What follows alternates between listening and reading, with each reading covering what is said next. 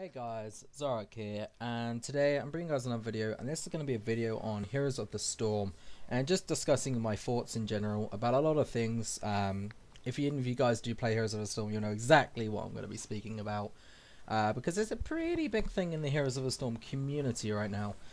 So I thought I'd let you guys know my opinions, thoughts, and changes that I would propose. Now, obviously, I am actually coming from an audience standpoint on a lot of these rather than a game designer standpoint, because I do not know enough to give a valid point on a game design standpoint, especially not in terms of code. I don't know much of code at all. I'm a writer rather than a coder, so a lot of this I wouldn't be able to do anyway, so I'm not going to speak about something I don't know. So the thing we're going to be speaking about is the update that came out, I think, on the 20th of December. It might have been the week before, but it was very, very recent. It was in the last month, and it was the laning changes. It was part of the 2018 update, even though they released it in 2017. And basically, it was to give Heroes of the Storm a new breath of fresh air rather than the same old.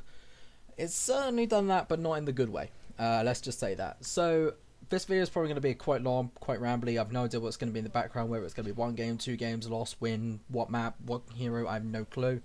It'll just be something that I find. And it might even bring a few of these points to light on the gameplay on here. Who knows? So, if any of you guys aren't aware, you haven't played Heroes of the Storm in a while, you don't play Heroes of the Storm, but you're interested in whatever reason, looking to get into Heroes of the Storm or whatever, or if you're an active player, you probably already know what I'm about. But basically, the laning change update has made the game very, very quote-unquote snowbally, and early game pretty much wins throughout. Now, there's a few exceptions to this. Black Huts Bay is probably the biggest exception. That hasn't really changed, but that was never a good map anyway. Towers of Doom hasn't really changed because of the way the objectives are. But pretty much any other maps have. Sky Temple has, Tomb of Spider Queen has, Braxis definitely has, Infernal Shrines has, and Battlefields of Eternity have. That's just naming a few. Some of the other maps are a bit different, but those ones are definitely the biggest offenders here. And basically, yeah, it just means that early game pretty much sets the tone for late game, and any of you guys that have paid attention to Heroes of the Storm in its lifespan of nearly 3 years now knows that the whole big selling point of Heroes of the Storm over other MOBAs, minus the fact that you've got all the characters from Blizzard games, is the fact that it's a very unique game, in the fact that it's very teamfight focused. It's got objectives rather than like the jungle area of other traditional MOBAs, and also it is quite an easy game to come back in a sense. One slip up can lead to a snowballing effect. But that's way late game, and that's if you made a mistake after a mistake after a mistake. And we're not speaking about just, you know, one mistake leading into another mistake and another mistake. We're on about one mistake that just completely ends the game off. And it might not even be a mistake, it might just be a bit of an outplay. It might be that the other team just have a better composition. It might be that, you know, one person had died and didn't get in the fight enough. You know, it could be so many different things that can cause these effects. And I actually just watched the video of Bakery, a former pro, now coach, I believe, of Dignitas, someone I look up to quite a bit in the Heroes community, to see his opinions on it, and that's what spurred me on to do this video and explain my thoughts. So there is definitely something wrong in the game, let's just say that. Do I like the update? In theory, yes. In practice, no. There's a lot of things that I think aren't right. There's a lot of things I do enjoy. For example, the giving no towers ammunition I think is great. They did the minions update, which then counteracted that, so it made it more of a, if you're in a lane, you clear the waves. You don't even really have to take any damage to the fort, which is good and all, because often you would have to dive into a fort, take all the damage, and then hope that no one will gank you to get out. Whereas now you can just keep the waves pushing and effectively just get the towers and stuff down that way. Give a few siege camps, they actually give them more purpose other than just something that has more health. And yeah, in that sense, that worked great. However, there's been an increase in games ending very, very quickly. some of them even subpar 10 minutes. I mean, in my history of playing Heroes of the Storm since the game actually came out, literally I played the game on day one, I've probably had 4 or 5 pre-10 minute games. Since this update, I've had about 6 or 7 games that have gotten very, very close to it. I think I've only had one that's actually been under 10 minutes, but I've had a few that's been 10 to 11 minutes. And that doesn't happen often. I mean, before the update, I remember having a Haunted Mines game that lasted 43 minutes, and now I'm having games that last 10 minutes 25. It's not pleasant, really.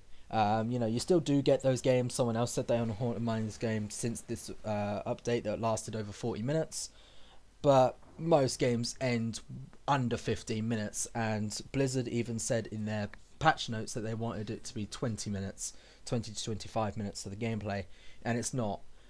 Someone's done an analysing on the data on Reddit. Basically, a lot of the things that I'm going to say I probably won't find sources of, but if you go on the Heroes of the Storm Reddit, you'll be able to find it if you just search it up and stuff. Someone done some information and looked at replays. I don't know, they obviously got it from Hotslog. I don't know what group they use, whether they use rank play, quick play, a mix of everything, what ranks, what levels, everything like that. But they worked out that on average the games have gone down by a minute 44 since the update, and that obviously will counteract the really, really quick games with the really, really long games. So 1 minute 44 deficit. Before that was one entire objective. On some maps that still is one entire objective. You know, Blackheart's Beta still one entire objective. Dragonshire is still one entire objective. So 1 minute 44 decrease in something they thought would keep the time the same, if not increase it slightly, isn't very good. And it makes the game quite boring, quite unattractive, and quite toxic. If you guys have played the game since this update's come out, you'll notice there's a lot more toxicity. Some of it isn't warranted, some of it is. So we'll get into that in a bit. So yeah, that's basically what the update is. There's several other things shrouded around it, which I'll get into in this video as well. But that is what the main update was that they did these laning changes. If I remember correctly, I'll list all the things they changed. So they increased the health of the minions. They removed the ammunition of the fort so they can shoot indefinitely. They removed the cannon tower, the lone cannon tower next to the fort. They gave the fort's true sight. They increased the objective times of every map but Tomb, Braxis, Black Hearts, and Dragonshire. I think there was one other map that they didn't increase as well, and I can't remember what map that was now. But every other map had their timer increased to 3 minutes for the first objective. What else did they change? They changed the mercenaries. They made them easier to capture, and also made them have more damage. And they changed the regen globes, that you could get the enemy team's regen globes. I'm pretty sure that's all the changes that they really made. So we're going to go into them one by one, and then we're going to look at some other problems in the game that might have come from this update but isn't directly on this update, and then we'll go through resolutions. So we'll start off with the easy one, the minions and the tower ammunition. Now, I agree that the minions, to be honest with you guys, yes and no, they're good. It rewards more team play, which means on stuff like Hero League, when you might not have responsive teams, can screw you over, but it really does promote team play. If you're in a solo lane and your solo laner is beating you for whatever reason, whether it's they've got more damage than you and you haven't got enough health, whether they're pushing you in the right way, they've got good CC, they've got good wave clear, you need to work out with your team who needs to rotate. That, to me, is not a problem with the minions. That is a team problem. Right? If you can't communicate with your team, you can't be selfless and try and win, then that's your fault. You're losing the game for your team there. You're playing that bad play. If you're a specialist going in the fight, but then that means your tank has to go and soak the lane up top because their damage dealer slash specialist is clearing that lane, that's your fault as a specialist. The specialist's job, and most of the time, is to be clearing that lane. If you're not clearing that lane and your tank, your main person that needs to be in this brawl that keeps happening in the middle lane, if he's having to try and clear minion waves quicker than a Murky, I'll give you one thing, you can't. Especially not with a lot of tanks such as like ETC and a Zoroarrkk. They haven't got enough damage. They have not got enough wave clear. People like to hark a Sonya, yeah, you can get away with it, but they're bruisers, they're not tanks. You need to know the difference. You need to really play with your team and understand the game. You need to look at the map and work out, what do I need to do? You need to make that move. If you think you need to switch lanes, whether it's that you're the one that needs to go up the lane or you're the one that needs to get out of the lane, you need to make that call. And if your teammate isn't cooperating, they're losing you the game here. So in my opinion, the minions, they're fine. Right, the full ammunition in my opinion is great. You can't it makes tower diving even harder because it's not like that, oh look, they're out of cannon towers, let's go dive as an Illidan or a Genji. It means you don't have to put yourself at risk. So in my opinion, that's a good change. Look at the mercenary camps next. In my opinion, okay change. The more damage, it makes them more useful, it makes it more worth getting them.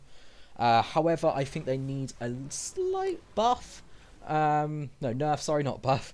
Nerf. I don't think damage is the thing they need to nerf. I think it's the health. I think they've got personally too much health and they're too hard to clear. Again, that goes back into the wave clearing. If you're a better wave clearer and you're leaving your tank with no wave clear to clear the camp, you're losing the game there. You know, you're letting them struggle. I've been a Diablo at 100 souls and I've had a huge minion wave with 2 camps, and I've had to go back because it's pushing the keep, whereas all the rest of my team is fighting, and that's got the keep and I'm nearly dead. I have to go back and I'm on 100 souls. That 100 souls at like level 16, that's about 7,000 health with the Diablo. That's how much damage they do. I don't think people realize how much damage these mercenary camps now do, and you need to work out who has the most wave clear. I think a lot of this is to do with the player rather than the game. Then we go into the regen globes. Again, a very, very minute change. I don't think personally there's too much of an issue here. However, the one thing I would propose as a possibility to change, if anything, is that the enemy regen globes only heal you for half the amount of what your regen globes would be. Someone saw that on a Reddit. Someone posted that, and I agree with them totally on that one. So now we move into the structure. Obviously, the cannon tower did not remain. It got removed at the end there. In my personal opinion, that should come back. Something that Bakery said, which I thought was great, and I didn't actually think about it until he mentioned it. The cannon tower, I believe, added a slow, and it also did a lot of damage, and I think it prioritized heroes over minions. I might be wrong in that. That might have been placebo effect, but I feel like that's what it did. That stopped people tower diving a lot, and he said it's himself. People just, if you have the Immortal or you have a Punisher, people just dive over and just ignore what the hell is happening and go for the fight. And that means that you could get a fort. You obviously haven't got to worry about the cannon tower because it doesn't exist anymore, and then you can push onto their keep balls, which means that the first Immortal, if played right, can get you all the way to keep walls, if not even get you damage on the keep itself. That's where a lot of the issues are happening, is that one fight, one event wins the game, and a lot of people aren't liking that because it's getting rid of the comeback feature that Heroes of the Storm was quite signified for, and I do agree with that. So I think the cannon tower needs to come back, in my personal opinion. Then we look at the objectives, and I think this is where most of the issues lie. Now, I'm going by both my own knowledge from the game and also what Bakery said. I'm going to keep going on about Bakery, so I said he was the one that really motivated me to do this. He obviously knows the game a lot better than me. He used to play as a professional, now he's a coach for the professional team of Dignitas, which is the team I support in Heroes of the Storm. And he said, whether he has evidence of this or not, that basically the first Punisher / Immortal / whatever, try to think what the other one would be. I think it's just Punisher and Immortal, because Punisher / Immortal. So the first Punisher and Immortal are basically the second version. I don't know about Braxis, I don't know whether the Swarm, the Zerg Swarm was the same, but basically it's the second version because of the increase in time, because before it used to be 1.5 minutes, and then after it's done, another 1.5 minutes.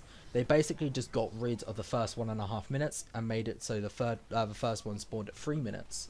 Now that means that you basically have the level 2 slash version of the Immortal slash the Punisher, which means then that you have all the damage increase of the second version, and that means that you might not be prepared for it, you might not have the XP for it, you might be left out in talents, and basically it should not be working that way. It should be scaling according to the levels, and if it's the first Punisher, it should be the first Punisher, not the second Punisher or Immortal in Battlefields of Eternity's case.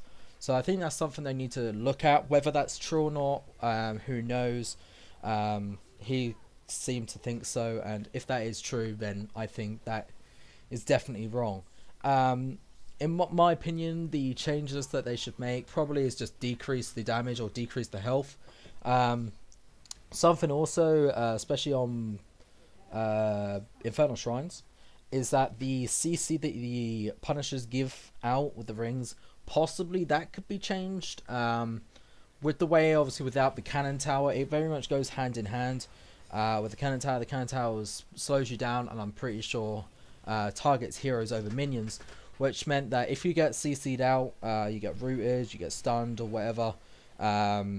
If you're a frontline, often that means that you can be dove on by the enemy team and you die. The cannon tower kind of stopped that, so maybe if they didn't want to put the cannon tower back in, they could remove the CC or make it slower or make it less frequent. So let me know what you guys think on that one, because that's definitely something that I could see possibly changing the game in a better manner.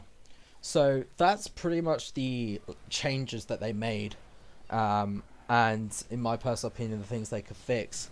On top of that, I think there is a few other things they could fix to make the game maybe more smoother, to transition into this phase better. So let me know what you guys think on that one. And I think the biggest one that I think could be quite controversial is the XP given from structures.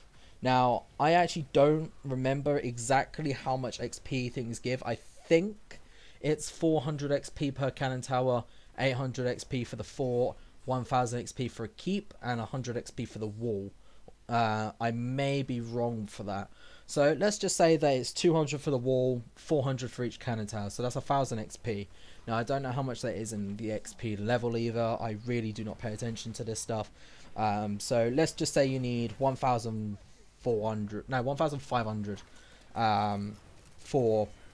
a level. Let's say this is first Immortal, you're level 6. The enemy team's level 6 as well, so level 7's obviously now about to come up. It's a pretty even fight on Infernal Shrines.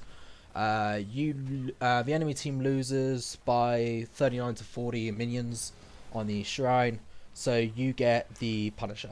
Alright, let's say it's an Arcane Punisher as well, because the Arcanes are stupid, and always have been. So let's say it's that scenario. Now, you always get that 1000 XP, regardless of what happens with that Punisher, regardless of how well the enemy team plays it, regardless of how bad you play it. You are pretty much, unless you're brain dead idiots, guaranteed to get that 1000 XP, to get those 2 towers and the wall down. Regardless, because the Punisher has that CC, you can make it go behind the wall, which means you can focus down the Punisher so it won't do that much damage to your fort, which is no problem. But even if you do that, you've still got at least 5 of the enemy team that was in that lane.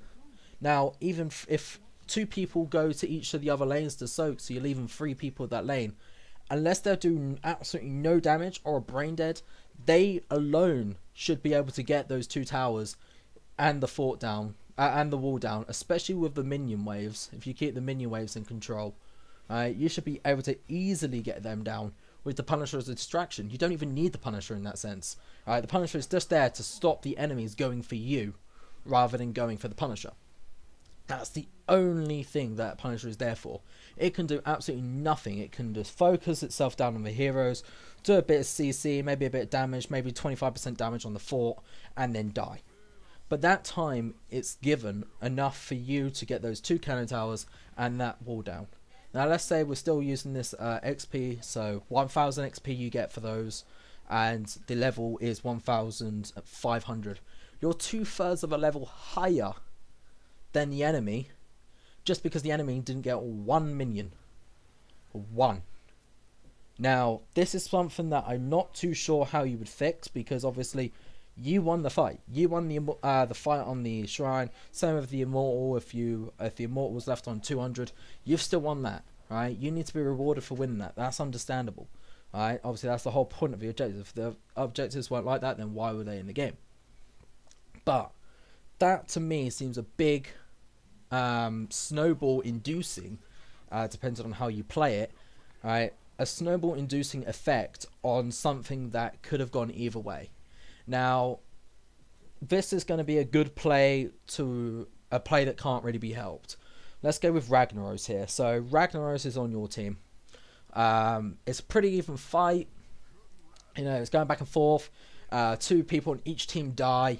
You're battling. You push them back a bit because they need to tap on the health, on the healing fountain. That means that it allows you to get the minions, and you get it up to about 37. No, let's make it about 35. And then your 3 teammates die. Now, the first person that lost that in that fight was Ragnaros, right, on your team. That Ragnaros has Molten Core. I believe it's called Molten Core. It might not be called Molten Core, but basically the one that puts you in the fort. Right? He goes in that fort, and he uses his W and his E to basically rain meteors down on the shrine, whatever you want to call it, where the minions spawn. Alright. If the minions are that low, then he's going to kill them. He's going to kill them instead of you.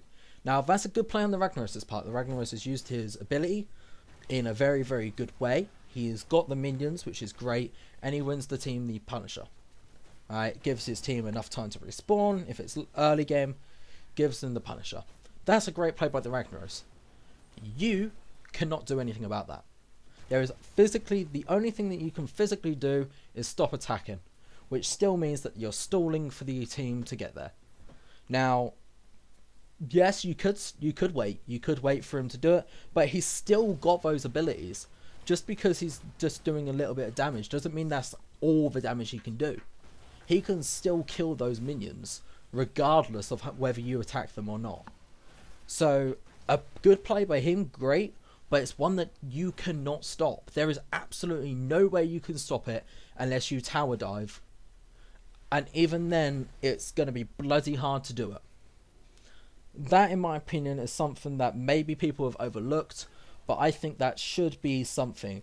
On Battlefields of Eternity, it's a little bit easier. Obviously, the health that is remaining on the Immortal goes to be the shield. Right? Maybe they do something like that with the Punisher. Maybe the Punisher has a certain amount of health, but depends on how many minions you get, depends on the shield it gets. Maybe it decreases health, but then gets a shield that would bring it up to the health that it would normally be, and it decreases depends on how many minions that you get. Because I think 39 to 40, especially in a situation like that, you cannot physically do anything in that situation. There is absolutely nothing you can do. You've won the team fight, you've pushed the whole team back, but because someone's got a hero that can do a stupid amount of damage from a stupid amount far away in a safe place, there is absolutely nothing you can do about that. I don't think people have realised that you can do that. I've saw a few Ragnaroses do that. It's a good play by the Ragnaros, great, you're rewarding the Ragnaros, but you're also punishing the enemy team for nothing. They physically cannot do anything about that. That's just a personal gripe of mine. You know, yeah, you're rewarding good play, but you're also punishing no bad play at all. Maybe that's just my opinion, but like I said, let me know what you guys think in the comments. So I think the health slash damage slash CC all can be reworked for the objectives. Obviously, like I said, this is not my game. I do not know how easy this is to code. I don't know if it will work or what. Now, let's look at another issue within the game itself. Now, this happens more in quick match.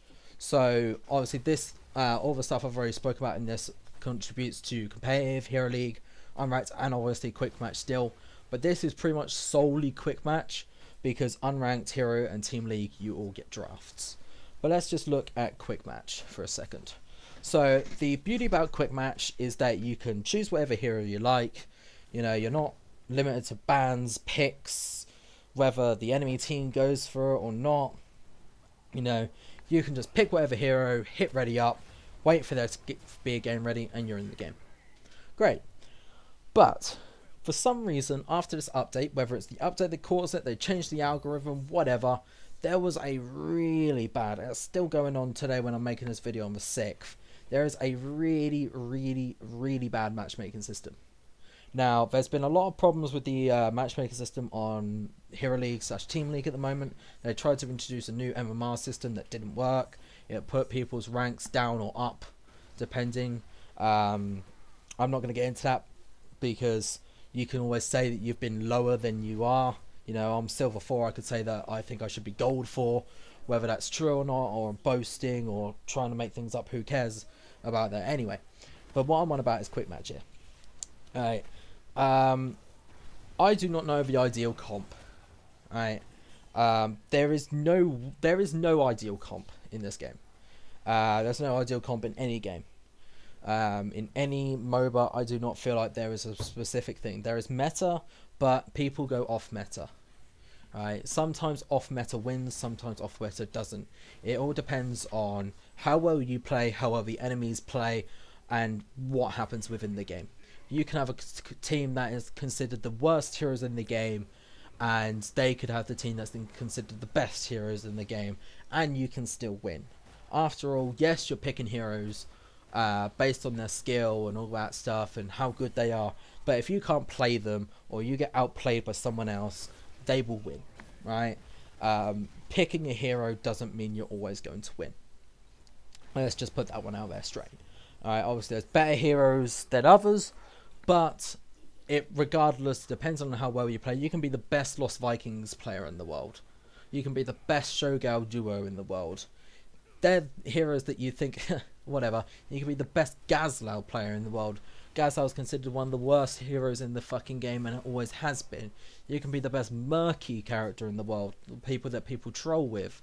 Alright, you can be, I'm trying to think other really, really what we would class as crappy heroes. But you could be all of those heroes, but you could be the best person in the world and single-handedly win the game. So, in a sense, great. Right? There is no ideal composition. But there is still a structure that should be kept. And at the moment in quick match, that is non-existent. I'm just going to give an example of one game that I've played and one game that my friend who's just started playing again after 2.0 came out. He played 1 week of 2.0 then stopped.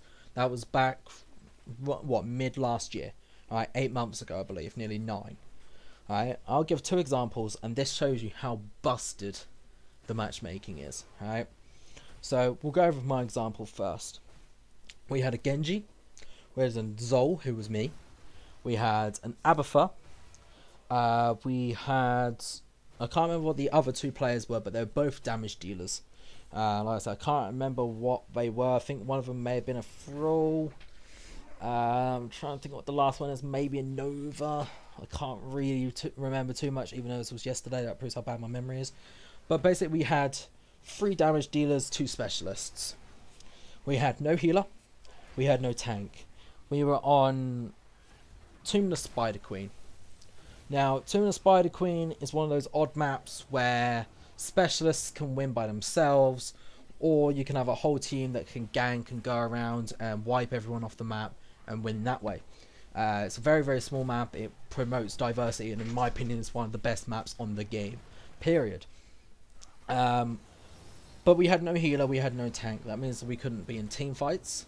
They did play a ganking type game. I believe they had a Sonya and a Samurai. Often the Sonya would do her hook onto me, spin around with Whirlwind, use the W. I'm now down to half health as a Zol. Samurai would come round, use his clones, body block me with Sonya, and they would kill me. Now, obviously, the game can go completely different. I can play completely different. They can play completely different. I'm not saying that I played the best. I certainly did not. However, in that situation, a tank or a healer or both would be better. So that's the situation where you've got 3 damage dealers, 2 specs. Now let's move on to a game that my friend played very, very recently, again on Quick Match. He'd only just got back into the game. He was playing Alexstrasza. He's a support / spec main. He was playing Alexstrasza, and they were on Towers of Doom. Now, Towers of Doom is a map where specs, they're not really too important depending on the game. You probably need a team fighting game. If you've got someone that's got a global, that's really good because of the way the shrines happen. You know, you could be getting shrine from the top left while your whole team's contesting the one bottom, and then you can global in, whether that's like a stage dive from an ETC or a hunt from Illidan or a Dahaka burrow, you know, whatever. Global is really, really good there. But in general, you're going to be more into team fights. You know, you're contesting these altars. You always have a channeling time.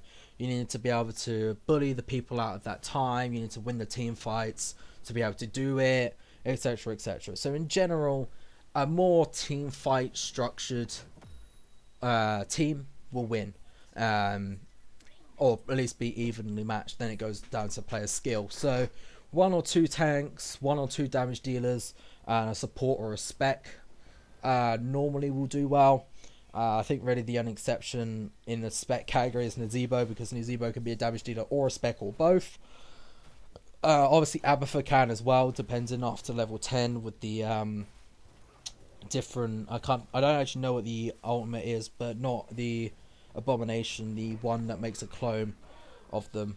I've probably just butchered that completely. I don't play Abathur, don't kill me. So yeah, so they were playing Towers of Doom. They were Alexstrasza. So that's the healer check. So now you're looking for 2 tanks, 2 damage dealers, maybe 1 tank, 3 damage dealers, maybe a tank, a bruiser, 2 damage dealers, double tank, a bruiser, and a damage dealer even would work. Hell, maybe even a spec, 2 damage dealers and a tank. You know, something like that to support you. Right, funny, I'm supporting the support.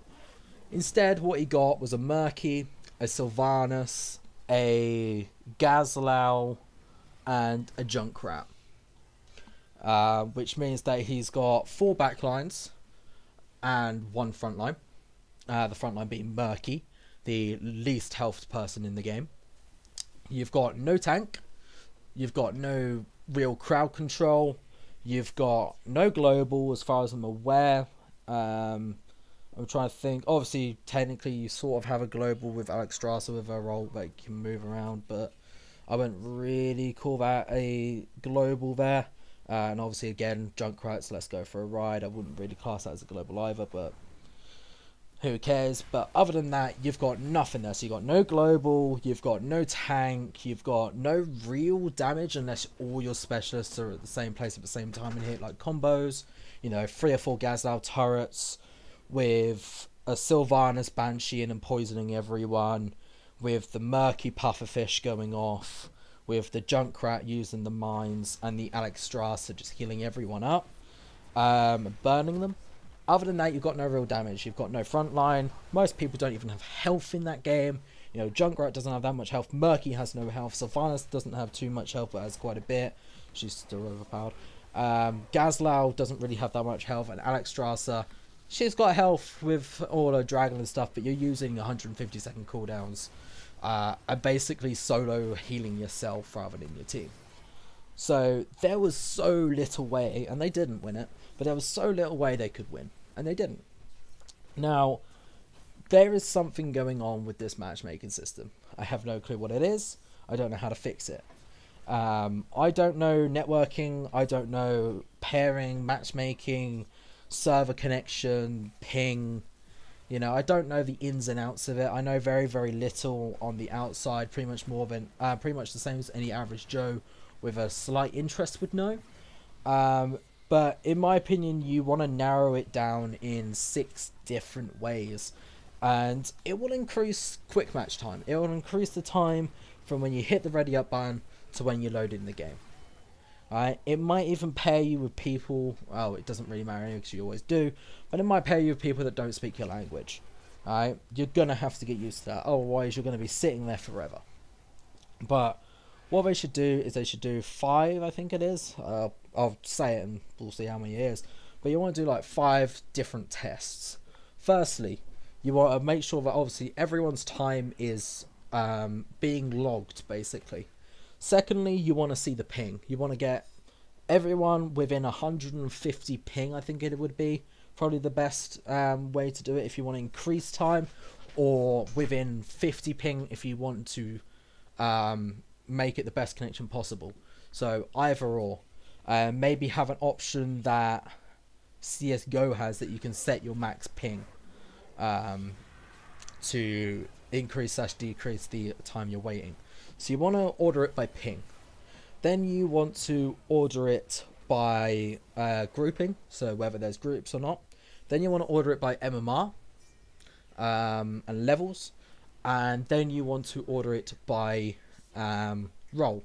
Now this is where a lot of the time will take.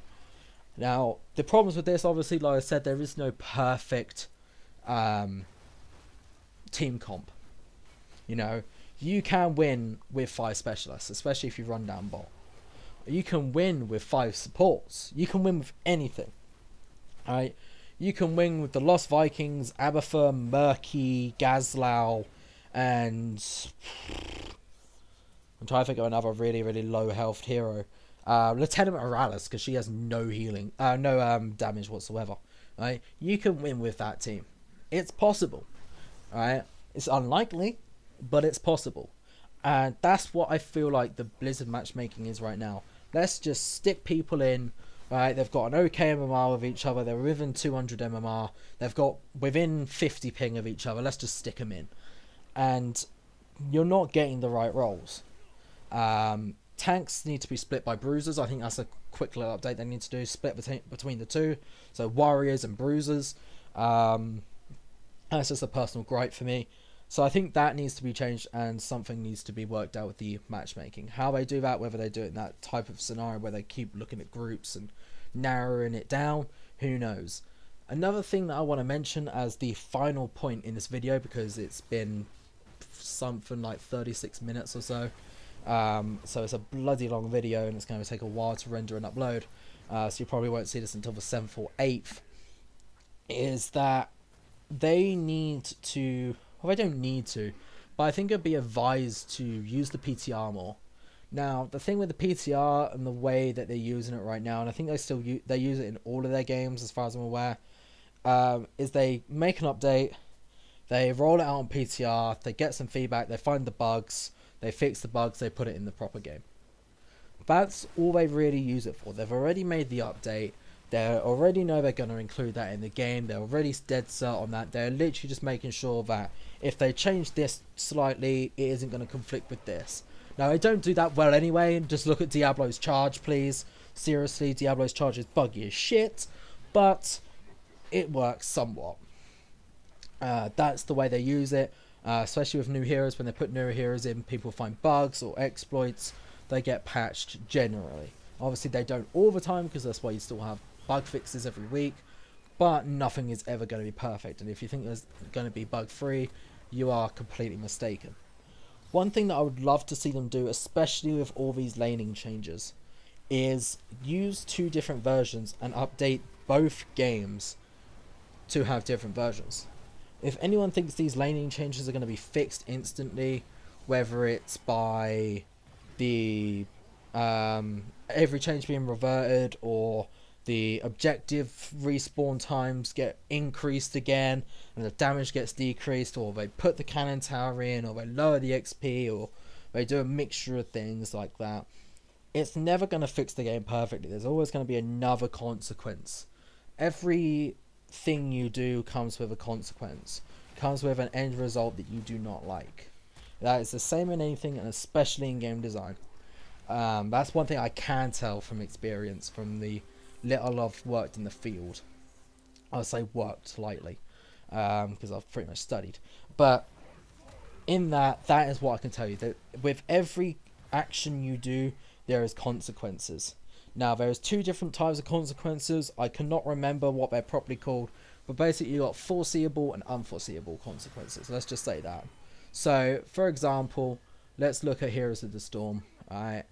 if you lose a team fight, the foreseeable consequence is you're going to lose the XP, and if there's an objective on, you're going to lose the objective. An unforeseeable consequence is if you let's use that Ragnaros one. That's an unforeseeable consequence, right? You've taken so long with this team fight that Ragnaros has got up. You haven't destroyed those walls. You haven't destroyed that fort. Well, it doesn't matter anyway because you can get in the fort regardless. But you haven't got the Ragnaros unable to use that ability, and you haven't killed the minions in time, that you can't get it because the Ragnaros steals them. That is an unforeseeable consequence because there is nothing you can do about it. There is no way that you can go, right, if we did this again, this is what we change. Because the only way that you can do that is you get Ragnaros out of the fight last. And that's physically impossible. You can't choose what heroes you get out first and last. You can decide on who you want to focus, but 9 times out of 10, they don't actually die first unless you catch them out. And in that case, that's their bad play and your good play mixing into one. That's pretty much the best way of example of a foreseeable and an unforeseeable consequence. And in a lot of these updates, there seems to be a lot of division with these foreseeable and unforeseeable consequences, where the line is, and a lot of players are getting frustrated because they're unforeseeable consequences. Why am I being matched up with 3 specialists? Why am I being matched up with a thrower? Why am I being matched up with toxic people? Why am I being matched up with a team composition that doesn't work? Why am I being matched up with a team that just doesn't seem to grasp anything? Alright, that's an unforeseeable consequence. Yes, luck, but it's also an unforeseeable consequence. So one thing that I could see them doing, and I wish they would do it, and I don't think they will, but it'd be quite fun if they could do it, is with these laning changes, they go back to the drawing board. They go, right, the audience is not happy. You can clearly see on the Reddit, the audience is not happy. No one likes this. It's too snowbally. It's very much relies on the early game. One play can decide the game. A boss can win the game. Whatever. So what they should do is they should go, right, how are we going to fix this? And they go around, let's just say there's 10 people. Obviously, I have no idea about Blizzard. I have no idea how many people there are. Let's say there's 10 people that are your gameplay directors. They're the people that make the calls in the office and in the meeting. And each one of them comes up with the best, with the ideas they think. Now, in general, there's, out of these 10 people, they come to a decision that there's 2 different ideas they can say. Let's just say, for example, one of them is to decrease the objective damage, decrease the objective time back to the way it originally was, change the regen glows back, and put the cannon tower back. And then the other one is put the cannon tower back, make the minions weaker again, make the objectives weaker again, and don't know, can't change the XP. Alright, let's say they're the 2 things. What they should do is they should use the PTR and the actual game maybe even, or make 2 different PTR servers that you can choose and put them both on the servers, right, one on one and one on the other, and then go, right guys, we've put 2 updates on the PTR, here's the change patch in one, here's the change patch in the other, play in a few days, play it for a few days. In a few days time we'll put a survey on our Blizzard website where you can pick what one you preferred, why you preferred it, and any changes that you'd make in the future. They then go through that result. They might even not even look at what the changes you'd make in the future. They just look at which result they think is better. They put it in the PTR again as the #1 update for a further week, and that's when they get the information of what they want to do, what they need to improve, and what they need to change. Because that way you involve your audience, you get what the audience wants, you've got 2 different ideas, and you don't worry about the main game. If you put 2 PTR servers in, yeah, it's going to be a bit more straining on the server system, but you're not going to have this problem where they just introduce a change and the game goes to shit. Right? So many people have quit, so many people think this is the worst state that Heroes of the Storm's been in since day 1, and there's been a hell of a lot of problems with this game.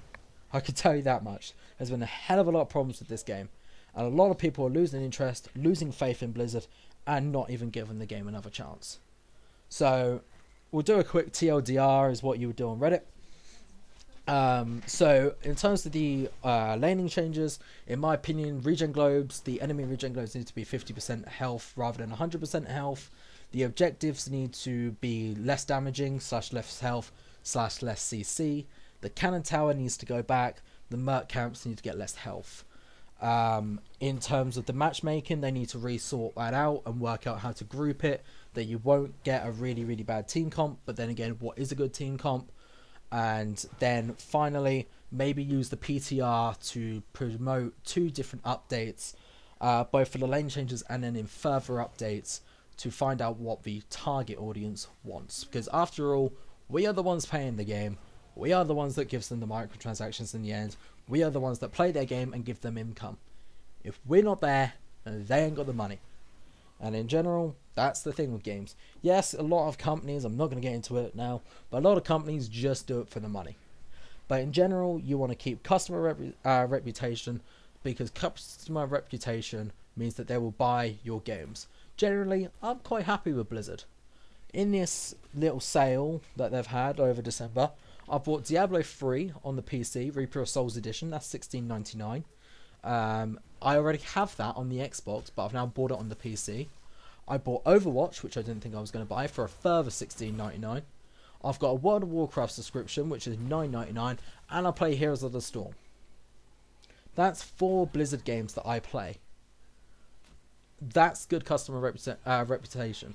I think Blizzard are a good company. I support their games. I play their games.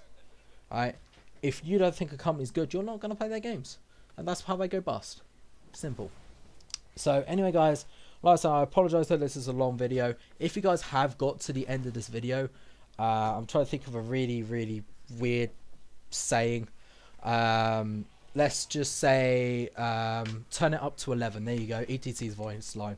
So if you guys have watched up until this point, which thank you guys so much if you have, put it in the comments down below, turn it up to 11, so I can see how many of you guys actually did watch this, and let me know, I can't speak now, let me know what you guys think, what updates you would change, whether you agree with my updates, disagree with them, have a debate down in the comments. Just don't get toxic, don't death threat each other, don't swat each other, we can see what happens in that. So just let me know in the comments below. So anyway, guys, this was Zoroarrkk. Hope you guys enjoy, and I will see you guys for another video soon. Peace out.